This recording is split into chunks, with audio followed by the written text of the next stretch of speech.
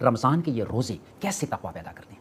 तक़वे का सबसे बड़ा पहलू क्या होता है? वो ये होता है कि आपको दुनियावी ज़िंदगी के अंदर कदम कदम पर ये साबका पेश आएगा कि आपका जो वजूद है वो आपसे कुछ जबिली तकाज़े करेगा। आप ये देखिए कि जो हकीमाना तरीका इख्तियार किया गया वो ये है कि जो सबसे ज़्यादा कवी जबिलतें हैं आपकी उन पर पाबंदी लगा दी है। जो सबसे मजबूत, सबसे ज़ोरावर, यानी जिनके बारे में ये वाज़े है कि वक्त जैसे जैसे गुजरेगा, यानी आपने तुलुए फजर से रोज़ा शुरू किया, जैसे जैसे वक्त गुजरेगा वो अंदर से ज़ोर करेंगे। अब ये जिस वक्त अंदर से ज़ोर करेंगी तो आप या तो उनकी तस्कीन का सामान कर देंगे या रोकेंगे। बिल्कुल, जिस वक्त आप रोकेंगे तो किस एहसास के साथ रोकेंगे?